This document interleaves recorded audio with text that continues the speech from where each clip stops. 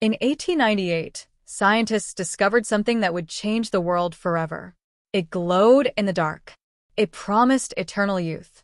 It was marketed as a miracle cure for everything from arthritis to impotence. Within 30 years, it had killed thousands of people in the most horrific ways imaginable. This is the story of radium, the invention that was too dangerous for humans. But here's the twist. We still use it today, and it's saving lives. December 26, 1898. A small, cramped laboratory in Paris.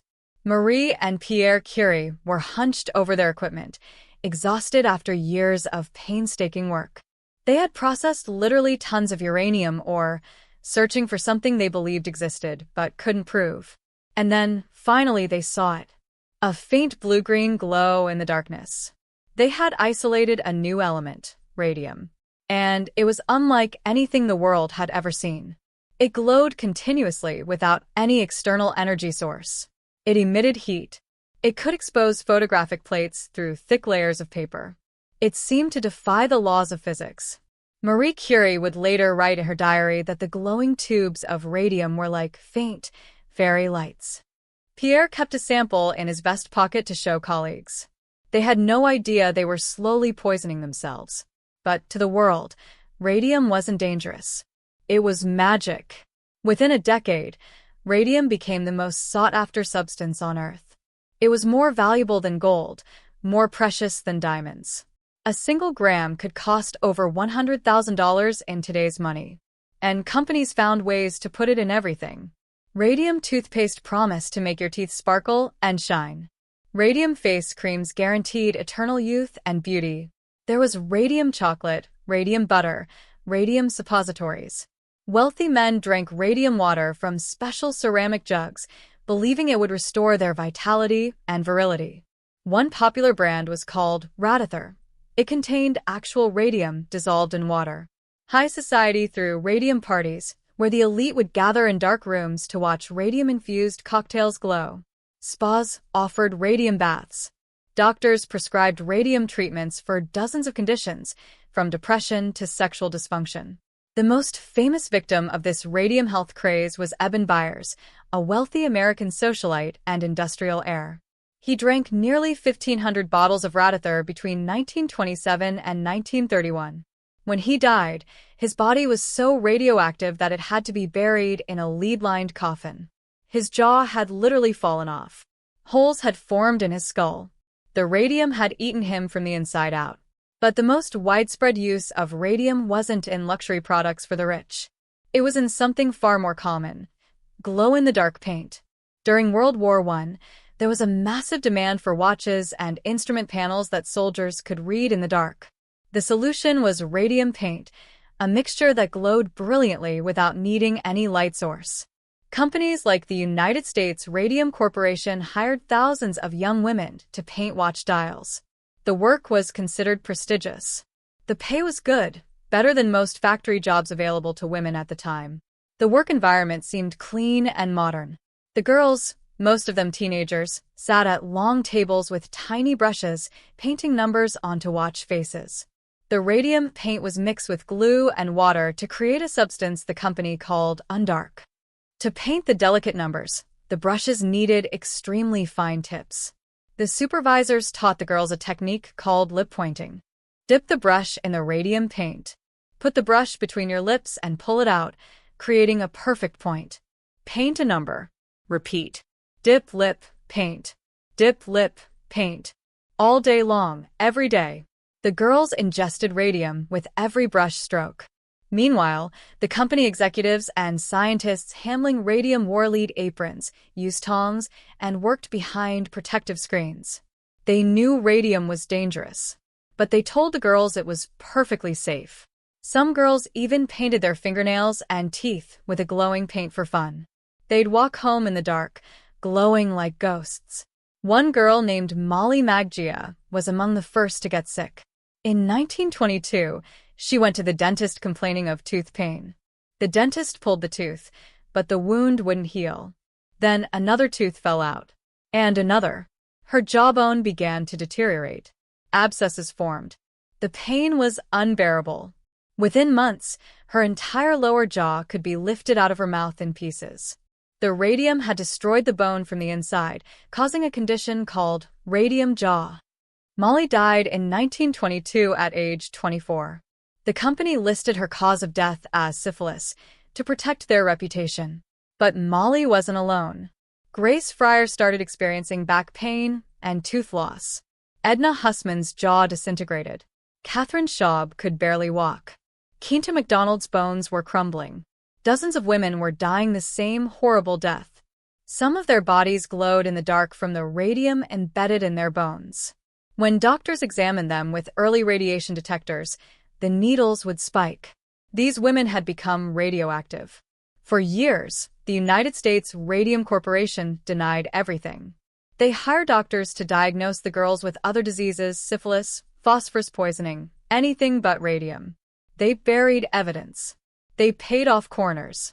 They used their wealth and power to silence the victims. But in 1927, 5 women, Grace Fryer, Edna Hussman, Catherine Schaub, Quinta McDonald, and Albina Laurice, decided to fight back. They filed a lawsuit against their former employer. The press called them the Radium Girls. The case should have been simple, but it wasn't. The women were too sick to work, too poor to afford extended legal battles. The company had unlimited resources and teams of lawyers. The statute of limitations was running out. And worst of all, the women were dying. Grace Fryer had to be carried into the courtroom. She was so weak she could barely raise her right hand to be sworn in. When she tried to lift her left hand, she couldn't. The radium had destroyed the bones in her arm. The legal battle dragged on for months. The company stalled, hoping the women would die before the case concluded. And they were right to wait. The plaintiffs were literally dying in court. But something unexpected happened. The public turned against the company. Newspapers published photos of the suffering women. Reporters documented their bravery. The story became a national sensation. Finally, in 1928, facing overwhelming public pressure, the United States Radium Corporation settled out of court. Each woman received about $10,000, equivalent to roughly $150,000 today, plus a $600 annual pension and coverage of medical expenses. It wasn't much. It wasn't justice. But it was a victory. More importantly, the Radium Girls case changed everything. It led to the establishment of occupational disease labor laws. It created the right of workers to sue for damages from corporations. It established the principle that companies are responsible for the safety of their employees. The case became the foundation for modern workplace safety regulations. By the 1930s, the truth about radium was undeniable. The miracle cure was a killer. Products were pulled from shelves. Radium spas closed. The radium craze ended almost as quickly as it had begun. But radium itself didn't disappear. We just learned to respect it. Today, radium and its radioactive cousins are used in carefully controlled medical treatments. Radiation therapy destroys cancer cells. Radioactive tracers help doctors diagnose diseases. Nuclear medicine saves countless lives every year, but with strict safety protocols, protective equipment, and informed consent. The same properties that made radium deadly also make it useful. The key was understanding the danger and treating it with respect rather than ignorance. Marie Curie, who discovered radium, died in 1934 from aplastic anemia caused by radiation exposure. Her laboratory notebooks are still so radioactive that they're kept in lead-lined boxes and can't be handled without protective equipment. Even her cookbook is radioactive. Grace Fryer, one of the brave Radium Girls who fought for justice, died in 1933 at age 34. Edna Hussman died in 1939. Catherine Schaub in 1933.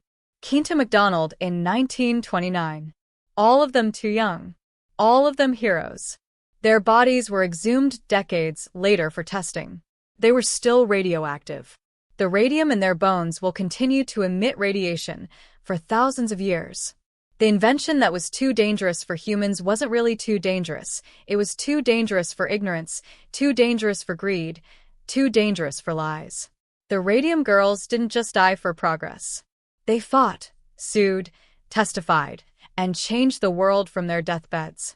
They forced corporations to acknowledge that profit doesn't justify poisoning workers. They established rights that protect millions of people today. Every time you see a workplace safety sign, every time a company provides protective equipment, every time a worker can sue for occupational illness, that's the legacy of the Radium Girls. Radium taught us that scientific progress without ethical responsibility is just destruction with extra steps. That something beautiful and glowing can hide terrible danger. That the most vulnerable among us often pay the price for innovation. But it also taught us that ordinary people can fight powerful institutions and win. That truth eventually comes to light. And that from tragedy, we can build something better. The glow of radium isn't magic anymore.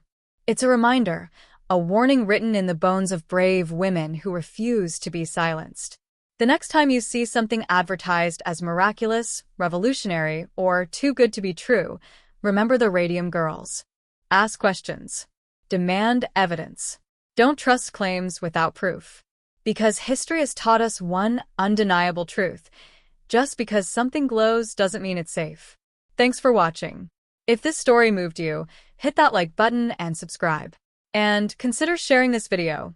These women deserve to be remembered. Their light may have faded, but their legacy shines on.